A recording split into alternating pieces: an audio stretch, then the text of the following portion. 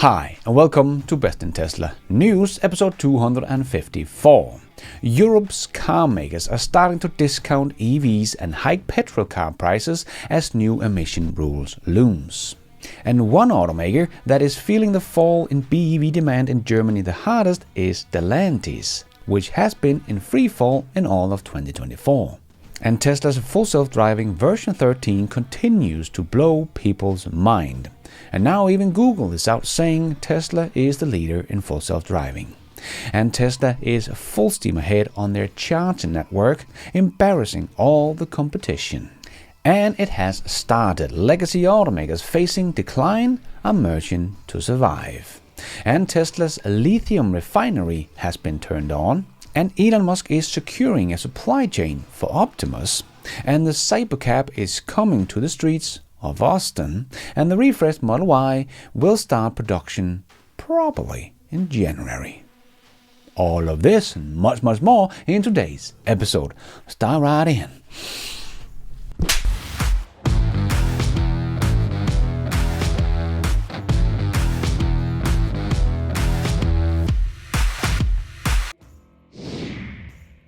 Let's put our living stereo stylus in this groove.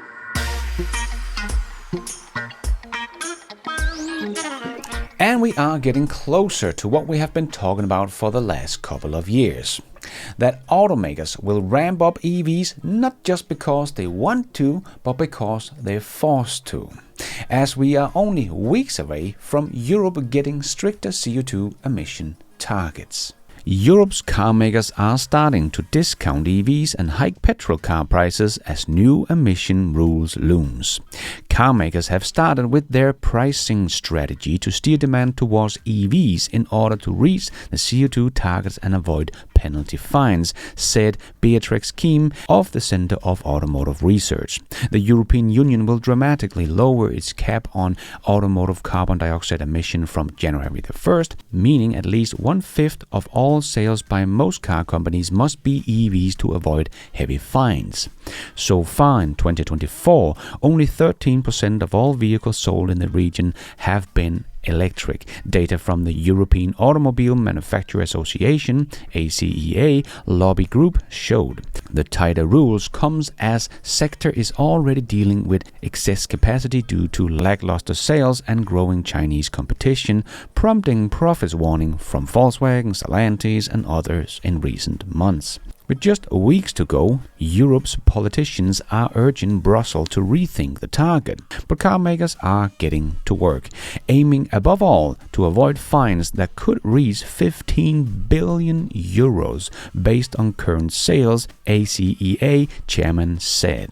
So if no one improved their EV sales in 2025, that would be the fine we would see, but of course the BEV sector will grow next year. So yes, they need to get up to about 22% EV sales in 2025 if they don't want to get huge fines. And only BMW is close to that target already, so I think they will do just fine in 2025. But the rest really have to up their game next year. And at the same time, the hybrids will get a lower utility factor as well. We have not been provided with the exact numbers on that, but the studies we have seen that showed that hybrids emission was 3 to 5 times higher than regulators first thought. So I think they will at least lower the utility rate by 3 times by 2030, when they expect to be all the way down to the real world utility rate. And they plan to lower it in 2025, in 27 and again in 30. So I think it's fair to say they will probably lower it by 1/3 in 2025 and 1/3 in 27 and at least 1/3 in 2030. Maybe even more if they are aiming for 5 times lower, but we just don't know. But someone like Toyota that sold about 700,000 hybrids in 2023, so if they lose 1/3 of those sales emission credits, they suddenly need to sell about 230,000 more hybrids or BEVs in 2025. to get to their emission targets. But Toyota doesn't even have a target of that many BEVs sold globally in 2025, so I think Toyota might have to go all in on plug-in hybrid sales and lose their ICE sales completely, as they are already at 68% plug-in hybrids sold in Europe. So they can only raise that by 32%, so about 1/3, and they will lose about 1/3 in credits. So even if Toyota only sold hybrids next year, they would basically be right back where they started with CO2 emission credits. So think even Toyota might be in for some trouble next year here in Europe and have to really focus on getting their EVs to Europe and pull up with someone like Tesla to get some emission credits from Tesla. But we will see what will happen, but only a few weeks to go before the news is tightening around the legacy automakers in Europe. One that is feeling the pain of BEV sales drop in Germany more than others is Stellantis, which has been in free fall in all of 2024. The German BEV market as a whole over the first 11 months of the year has dropped by 26% as sales have fallen from almost 470,000 units to less than 350,000 units. But Stellantis' underperformance has far outstripped the trend. In the January to November 2024 period, the firm's brands have sold just shy of 21,000 all-electric units. That represents a 66% year-on-year decline from the same period last year. Just look at this chart from EV in Focus. Their sales of BEVs is now only 1/3 of what it was last year. So even though most are hearing about Tesla's decline in Germany, we have to remember that the BEV market in Germany is down 26%, and the whole Stellantis group still sells less BEVs in Germany in 2024 than Tesla does, as Tesla has sold 33,669 units in Germany over the same period, and Tesla's Model Y is still the best-selling BEV in the country. So yes, 2024 is not a good year for BEVs in general in Germany. The only automaker that seems to be beating the trend is BMW, that is up just so slightly, thanks to the two new models with the 5 Series and the X2. The mini sales have dropped significantly, making BMW sales only being up so slightly. But Stellantis is the biggest loser together with Renault. But if you look at the overall market trend in Europe, that it is Germany's BEV sales that is pulling the overall market down. We can see that the UK, the second biggest market here, is up quite a bit, but not enough to offset the huge drop in Germany, the biggest market in Europe. And we can see the two other big markets in Europe like France and Italy have not moved very much. Compared to Roland's charts here of Tesla sales in Europe, we can see that Germany again is the biggest drop for Tesla. France is also down quite a bit, maybe because the French government further adjusted the ecological bonus in 2024, reducing it by another 1,000 euros. Additionally, subsidizing for higher income buyers were cut by 20%, so most people that are buying a Tesla would suddenly have their cars become 20% more expensive in 2024. So maybe that has something to say to why Tesla sales has dropped so much in France.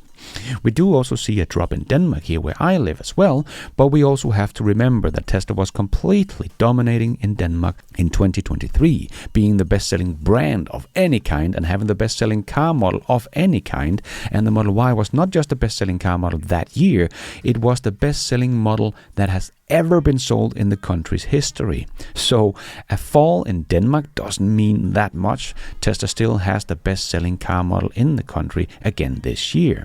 It is just not as crazy strong as last year. But as you can see, it is not only Tesla that had a bad year in Europe.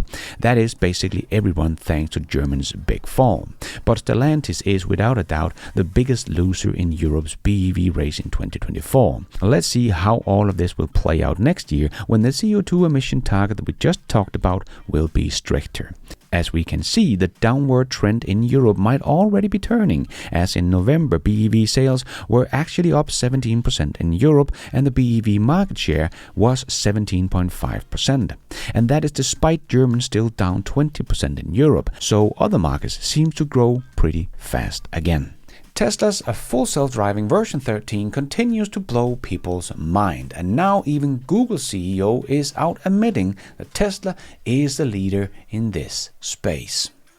Google's CEO had this to say about Tesla and the full self-driving this week. I mean, I think last time you were here, we talked about autonomous vehicles. And others, including Elon, have talked about them being on the roads a lot sooner than they are now. I mean, Tesla's making amazing progress too. Look, I think, we are, in 6 to 7 cities already by the end of this year. We've always it's an area where we have let safety and our metrics guide. But I think we are already in the process. May I just walk through the scaling up? I think in the US, by next year, we'll be in like 10 cities robustly, right? And like in 10 of the major markets. So I think we are making good progress. And who do you think of as the biggest competition in that space? I think, obviously, Tesla is the leader in this space. So I think it looks to me like, Tesla, Waymo, I would say those are the top two. So I think we can put to rest the discussion about who is leading. Nvidia CEO is saying Tesla is leading, now Google CEO is saying Tesla is leading, and even Commerce founder was out saying Tesla will win this race. So I don't think there is anyone left with 2 functional brain cells that will say otherwise. Like, you need LiDAR. At some point, he's going to have to admit he needs LiDAR. As true experts in the field, and the competition itself is saying Tesla is leading, don't really matter too much what Ross, the Wall Street analyst, has to say about it. But we got some amazing videos about full self-driving version 13 this week as well. JC took his Tesla on full self-driving 13 on a ride for the first time and was blown away. Their first drive was from the driveway where it had to back out and then drove all the way to the mall and parked itself. No intervention, no problem, just smoother than human driving from parking lot to parking lot with a push of a button. And Drake also wrote, version 13 is really a game changer in smoothness. It took a route that has been the most problematic for me and had 3 specific points where full self-driving would typically not make the best decision for comfort. This time it nailed all 3 and ended up being incredibly boring but insane ride thanks to Tesla's AI. And RoboSlight Driver also shared this video and wrote, full self-driving version 13 handles incoming ambulance perfectly. There was no message showed on the screen, but full self-driving did not attempt to move forward until the ambulance passed despite the light being green. Perfect behavior. And as Huck toned in and wrote, even better handling including audio inputs coming in full self-driving version 13.4.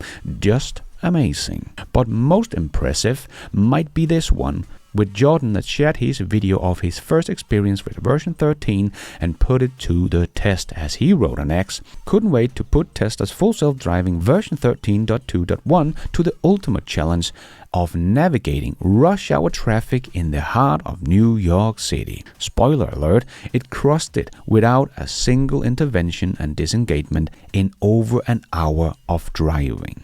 Watch and count how many times I say, wow, it's that good. Full self-driving didn't just keep up with the chaos of New York City streets, it outperformed the average driver and might just give yellow cabs a run for their money.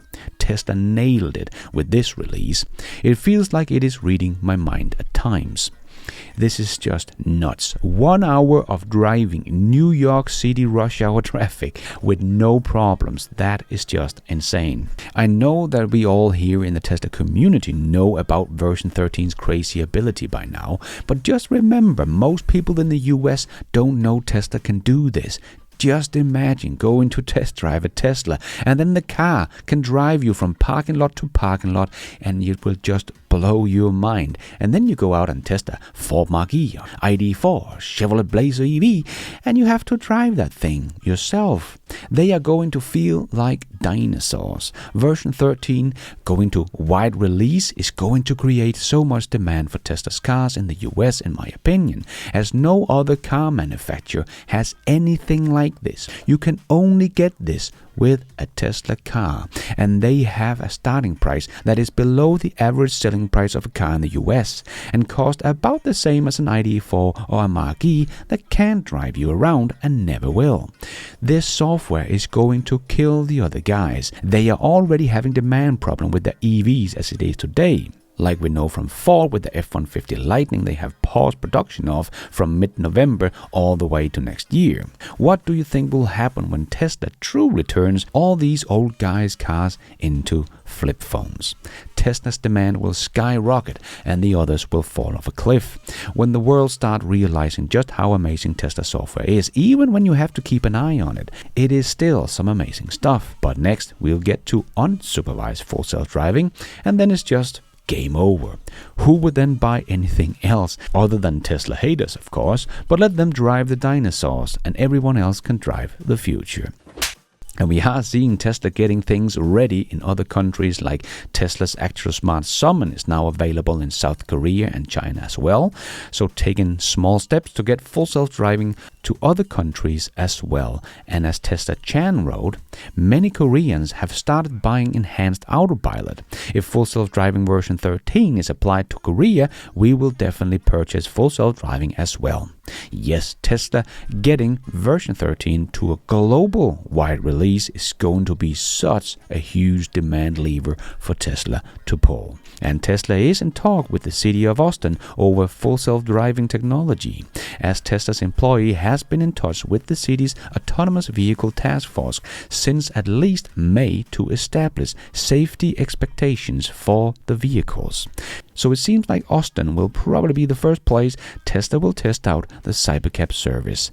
Everything is coming nicely together. Tesla is full steam ahead with their charging network, embarrassing all the competition, even including the US government.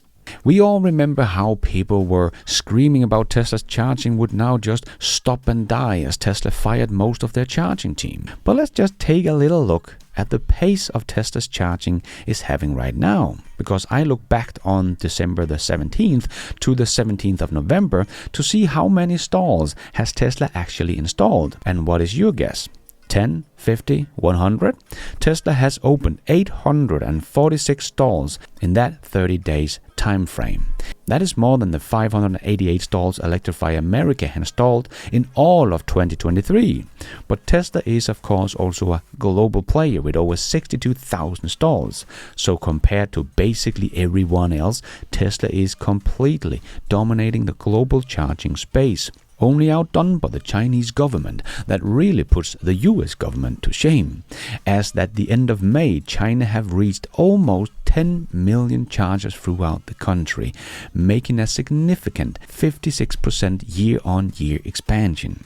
Whereas the $7.5 billion that was allocated to EV chargers by bipartisan infrastructure law signed into law by President Joe Biden in November 2021, so 3 years ago, well, today they have 214 operational chargers across 12 states that have been funded through this law.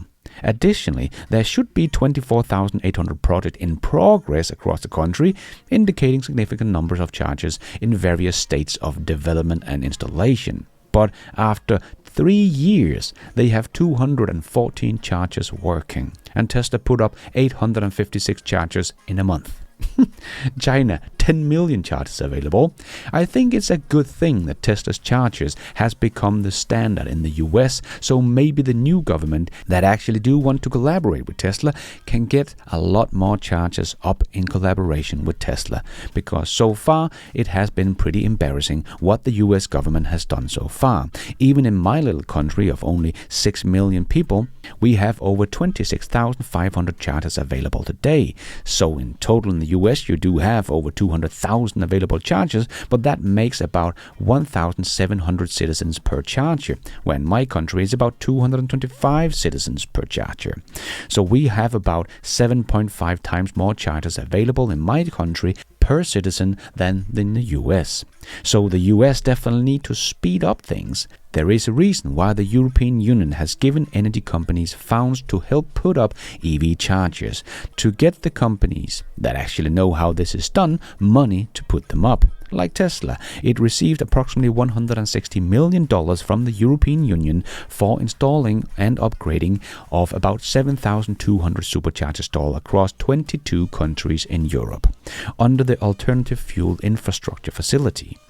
And that is why we see a lot of Tesla version 4 superchargers put up all over Europe with this little text on the side showing that this is done in collaboration between Tesla and the European Union. And as Max that work for Tesla Charger also shared on X, 96.4% of new car sales in Norway are EVs. Norway is a testament that charging won't slow down EV adoption with investment and urgency. Tesla Supercharger are the #1 network in the mature market. We only have 14 Tesla Charger employees across Norway, Sweden, Finland, Iceland and Denmark, and they are crushing it. So 14 employees in these 5 countries, that really shows you Tesla's efficiency and why Tesla has been able to cut the employees count for Tesla charging. So they are just in a league of their own. And Max also shared some facts about the state of the leading EV capital of the world, that for Q3 2024 in Norway,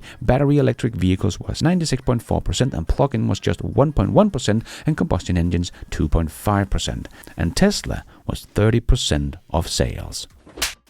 No wonder that Tesla's chargers having an uptime of 99.96%, that a survey conducted by EPSI among Norwegian's electric vehicle drivers back in November has determined that Tesla Superchargers are still the most liked charging network in the country. Also by non-Tesla owners that still prefer to drive to a Tesla charger and use their Tesla app. I still think this is an amazing PR stunt from Tesla opening up their charging network for everyone. But even though Tesla is helping everyone with their charging infrastructure in all of Europe, which no other car manufacturer in Europe is doing, well, some very stupid people are actually fighting against them. And I am, of course, talking about the Swedish Union, as Niklas wrote on X, translated to English, of course. Tesla's Christmas gift to Sweden's nearly 400,000 electric car owners, 5 new supercharger stations, 72 fast chargers in total, all ready to transform Christmas travel into a smooth, emission-free experience. But instead of welcoming this improvement, the unions are choosing to block Swedish electric car owners from easy and sustainable travel. Is this really a better way forward? And Max also shared Niklas' post about this absurd thing happening in Sweden. But Tesla continues to push the infrastructure forward on a global scale, opening to all EVs no matter who is fighting them, because it's the right thing to do. And let's squeeze in the last short news topics into this new show. Yes, it's time for the Tesla Shorts. And it has started. Legacy automakers are dying, but in an attempt to stay alive, they are going to merge. Now we're seeing Honda and Nissan are preparing to start negotiation on a possible merger, which could ultimately be expanded to include Mitsubishi Motors. Yes, the Japanese automakers are in big trouble as they are so far behind on EVs and their sale has been dropping for the last many years. And now they have to do something to try to stay alive, as Nissan has fallen in sales from their peak of about 5.8 million units sold in 2017 to 3.4 million in 2023. And they only have less than half the cash on hand as someone like Tesla. And the same thing goes for their operating margins. So let's see if this merger will help them or it will just be a temporary fix before they go out of business completely. And Tesla is locked in an escalating battle with Germany's IG Metals Union as tension boils over Giga Berlin. The latest controversy centering on IG Metals' attempt to remove the head of Tesla's worker council. He is focusing allegation of violating German labor law.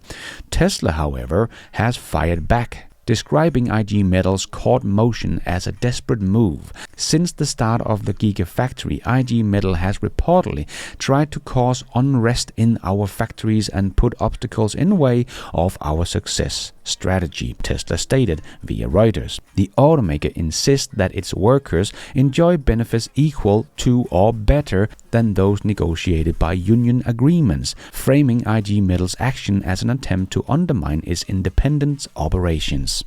Yes, and while Volkswagen and the other guys are cutting wages and firing people, Tesla is doing the opposite. So this just another example of unions not doing this for the employees, but just trying to get more power.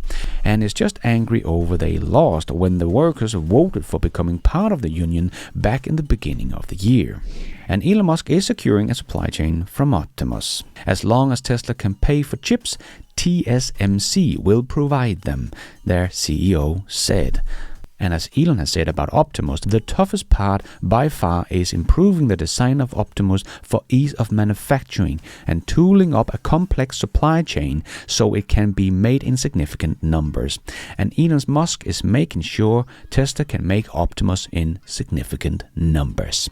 Wonder if all the other humanoid robot manufacturers are in talk with the biggest semiconductor manufacturer in the world to make sure they have enough chips. Don't think any other humanoid robot company is thinking this big, as this kind of suggests just how big a volume Elon Musk is aiming for with Optimus. And Tesla's Model Y delivery timelines in European countries have been extended by as much as 5 months, leading to rumors that it is because of the Project Juniper, the refreshed Model Y, because the design studio in the Netherlands show delivery dates of the Model Y rear-wheel drive are now stretching into May 2025. This is a full 5 months longer than the delivery windows for other Model Y trims, which are still showing delivery dates of December 2024 or January 2025. And 5 months wait time is very unusual for Tesla, so definitely indicates something is up, and this correlates nicely with the report that are coming out of China that Tesla's Shanghai factory will begin mass production of the facelifted Model Y next month and is expected to begin deliveries of a 6-seater version of the Model Y in the 4th quarter of 2025, according to local media. So again, nothing is confirmed, this is just rumors, so my bet is that the Model Y Juniper will be revealed in Q1 next year, maybe already in January. What is your guess? And Tesla's chief designer, Franz von Holzhausen, explained why they have chosen the gold color of the Cybercab in a new video from the Peterson Museum. Gold, and it's really a special color. It really reflects kind of a future version of the idea of a New York City yellow cab. And it's a future idea of that, where we've taken that iconic yellow and created something more expressive and more up-to-date. And the gold is just, it feels right. I will leave a link to the whole video down below. And Elon saw the 1,500-page long government funding bill that was supposed to be passed, read and approved within 24 hours, but Elon posted about it and people reacted. And this is the outcome. Talk about efficiency. There is a reason why Tesla's contracts to its suppliers is only 1 page long, written in plain English, so everyone can understand it and make changes to it if need be. I think we're going to see a lot of efficiency changes coming to the US government soon. And SpaceX has just received FAA approval for Starship 7th test flight. So won't be long before we have another mind-blowing launch of the biggest rocket in history that can actually land itself and its booster back down on Earth. Can't wait. And we got a list from the best-selling vehicles, so not BEVs, but vehicles, ranking in China, November 2024.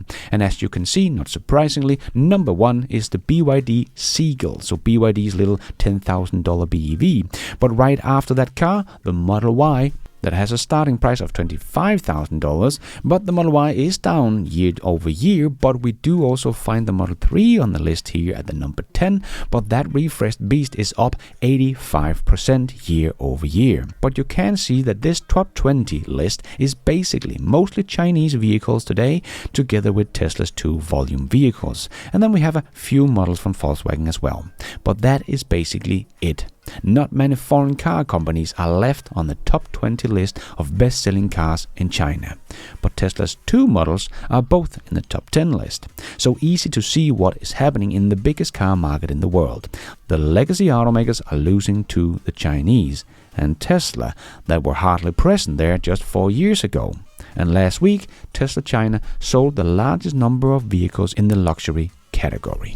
And AJ also shared a great video this week about the competition between Tesla and BYD in China, because we hear a lot about how BYD is dominating China, and they are, but not as much as you might think when we look a little deeper. Because I really like this chart from AJ, where you can see the Tesla 2 model is up against BYD's 21 models. And despite all those models and sales that is 172% higher than Tesla's trailing 3 months, BYD only made 18% more revenue than Tesla. 76% of all BYD's BEVs take place below half of Tesla's Model 3 price. And Tesla's average price is 130% more than the average BYD. So most of BYD's products are not really making a lot of revenue. But just look at this chart, and it's not really hard to understand why Tesla can be profitable in China, why BYD is struggling just to make a tiny bit of profits. BYD has a very complicated production lineup compared to Tesla that gets a lot more benefits from economy of scale that BYD does. So this is also a good showcase of why GM's model of just making a lot of EV models is not the right way to go, even though many analysts really want more models. But soon Tesla will enter the Chinese market with a more true competitor to BYD's more affordable models. So it will be very interesting to see how it will do in the Chinese market. And speaking of China, Tesla has achieved the first place in fall ranking of the latest 2024 China New Energy Vehicle Industry Customer Satisfaction Index. So Tesla continues to be one of the least complained about vehicles in China with the most satisfied customers. So I have a funny feeling that the new model that will come out will do all right in China. And Joe Techmeyer has observed a new mezzanine floor in Giga, Texas. As he wrote, this has doubled the floor space available in this area of the factory and is big enough for a whole new production line.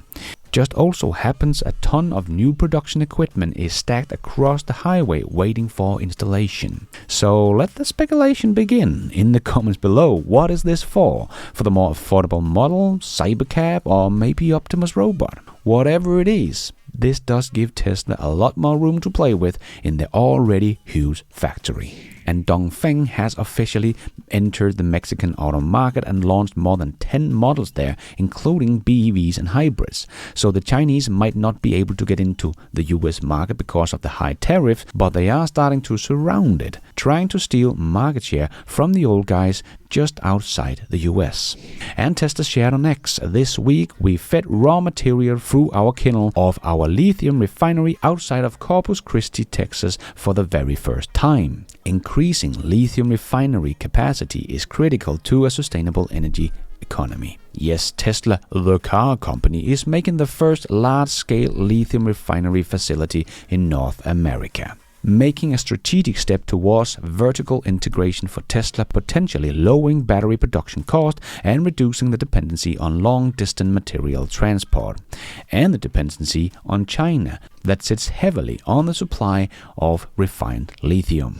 And another EV startup is struggling to stay afloat. EV startup Canoe says it has followed 82 employees and is idling its factory in Oklahoma while it grabs for capital needs to survive. And the Boring Company shared this picture about the Cybertunnel.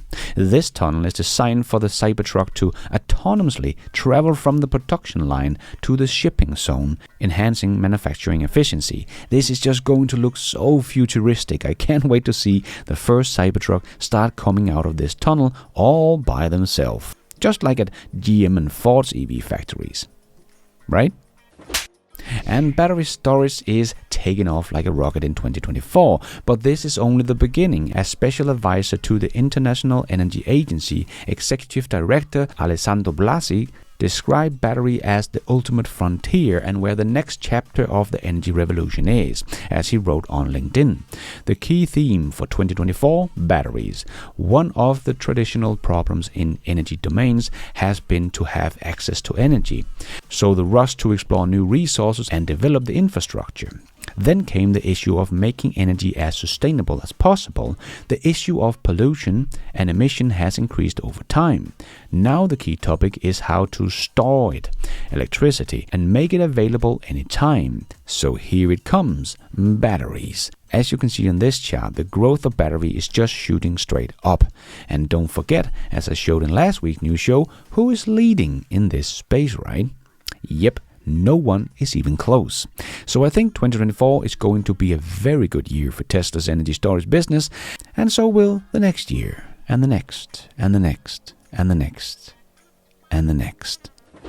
Yes, there is a very good reason to be bullish on Tesla and its future valuation. And while Wall Street continues to chase after the stock price with their valuation targets, and we have institutional investors that are starting to get the implication of Tesla's many products in the future. Is Tesla an AI stock? There's no question about it, and here's why. You're talking about not only vehicles, Stuart, but you're talking about robotics, you're talking about energy production, you're talking about trading, you're talking about finance, you're talking about the largest real-time decision-making database potentially in the world. And what Elon does and what Mr. Musk has done that is so different is he's made it all work together. People are very tempted to say, oh, that's just cars, or that's just robotics, that's just robo-taxis. It's not. The brilliance here is that it all links together, it all talks, and it all combines information. And again, in real time, the value to that, $1 trillion is probably going to be low, but by 2040, that may be as high as $20 trillion. Whoa. And before we end off with a bit of fun, I just want to make a quick shout out to my newest supporters of this channel. My two new YouTube members are Reinhard Sear and Eric Corning. Thank you so much for all your support. I am doing this all by myself, but you guys are all the producers of this new show. Thank you. And let's end off with a bit of fun. A video of India trying to keep up with SpaceX rocket launches.